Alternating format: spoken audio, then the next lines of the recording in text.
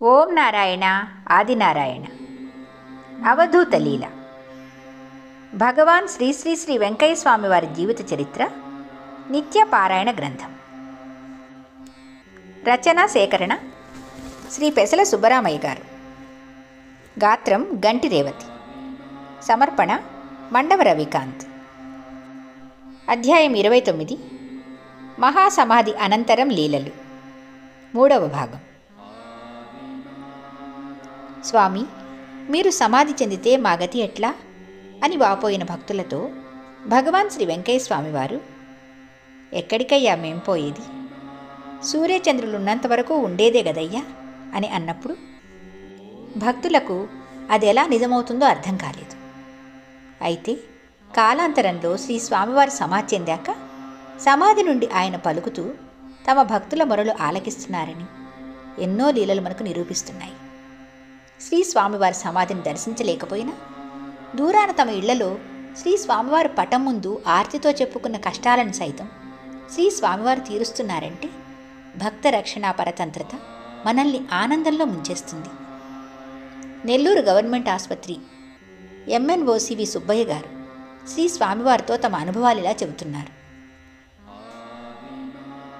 Nellore government ఆసుపత్రి MNO CV Subbaiah గారు శ్రీ స్వామివారితో తమ అనుభవాలు ఇలా చెబుతున్నారు. 1977లో తుఫాను వల్ల మా ఇల్లు పడిపోయింది.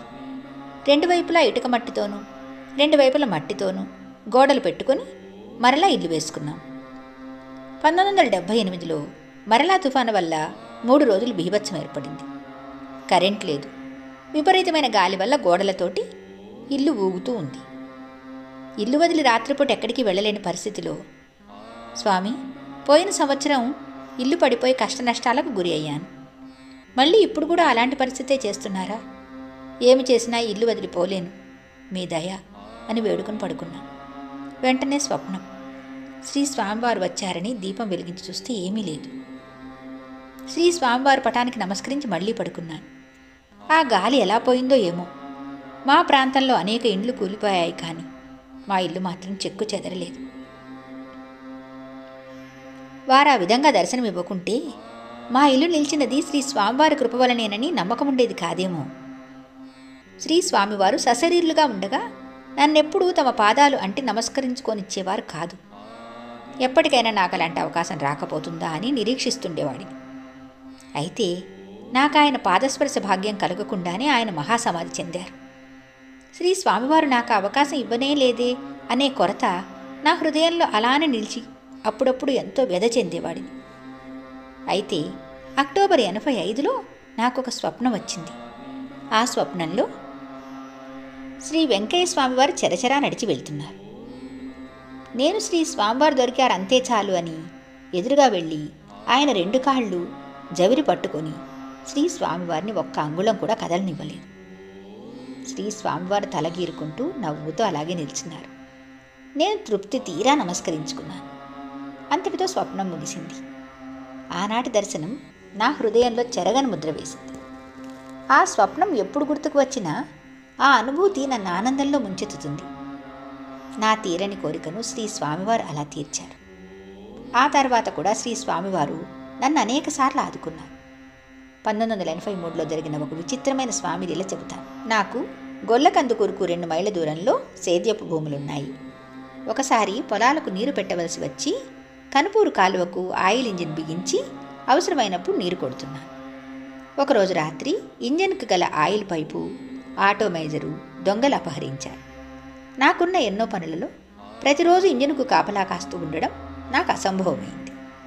ఇలా దొంగలు పడి ప్రతిరోజు ఇంజన్ సామాన్లు కొన్ని ఎత్తుకుపోతుంటే ఇక సేద్యం చేయలేనని అనుకున్నాను.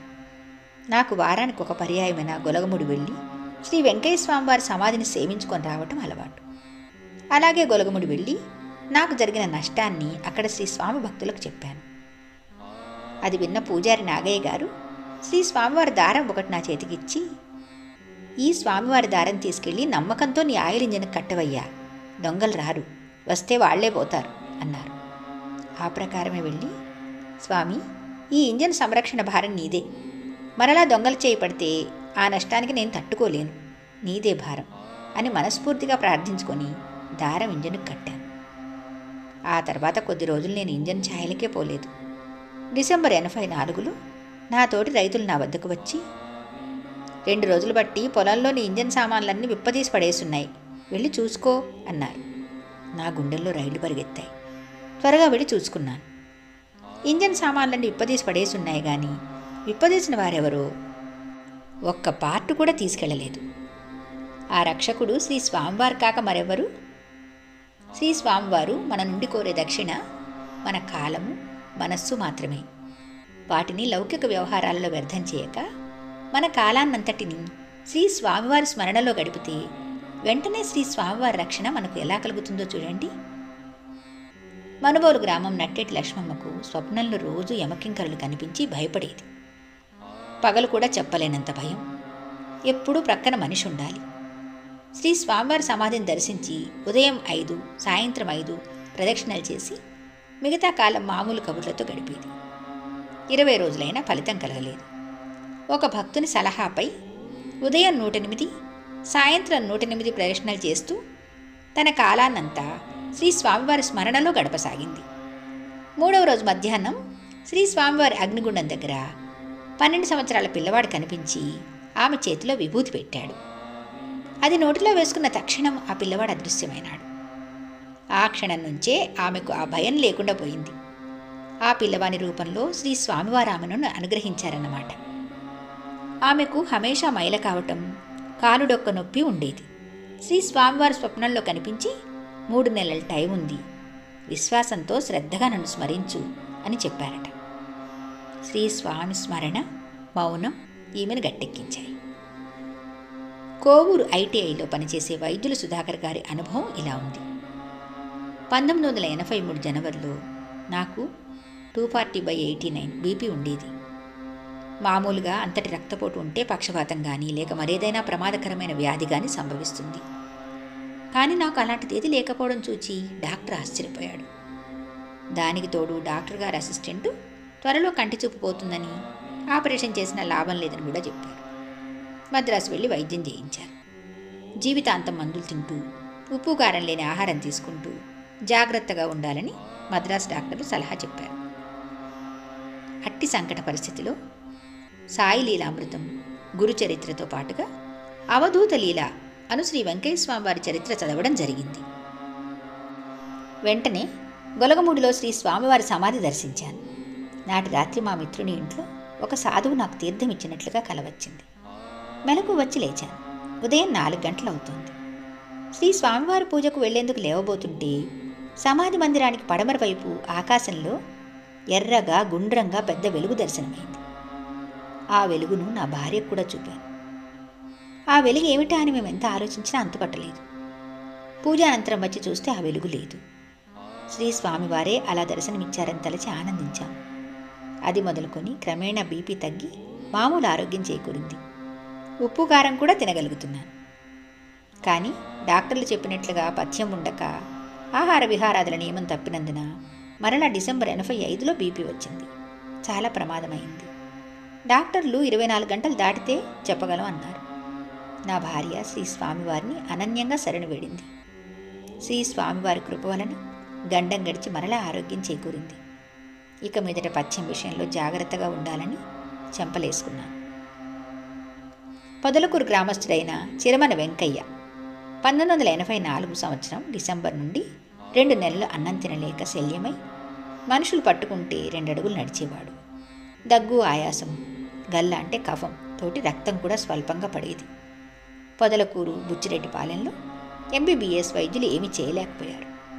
వారి బంధువుల సలహాపై శ్రీ స్వామివారి సమాధిని దర్శించాడు. మరునాటి నుండి కాస్త నెమ్మదించి అన్నం తిని నడవసాగాడు. 5వ రోజు రాత్రి శ్రీ స్వామివారి కలలో అతని ఊపిరితిత్తులలోని పెద్ద గడ్డను చేత్తో నలిపివేస్తున్నట్లు, దాని నుండి వచ్చే చీము రక్తము నోటి నుండి కారుతున్నట్లుగా దర్శనమైంది. వెంటనే మెలకు వచ్చింది. పెద్దగా దగ్గొచ్చింది. ఎప్పుడూ పడనంత గల్ల, రక్తం, చీము పడిపోయింది. 90% ఆరోగ్యవంతుడయ్యాడు. 8వ రోజు స్వప్నంలో మళ్లీ స్వామి ఆ గడ్డను పాలు పితికినట్లు పితికి కొంత చెడ్డ పదార్థాన్ని ఒక ఆకులోకి తీసి చూపించారు. తెల్లవారినప్పటి నుండి 4 రోజులలో సంపూర్ణ ఆరోగ్యవంతుడైనాడు. నేటికి శ్రీ స్వామివారి సమాధిని సేవిస్తుంటాడట. నెల్లూరు ఎస్పీ బంగ్లా ప్రక్కన కాపురమున్న శ్రీ పట్నం ఖాదర్ మస్తాన్ గారు ఇలా తెలిపారు. ఫిబ్రవరి 1985 సంవత్సరంలో నాకు రక్త విరోచనాలు అయ్యేవి.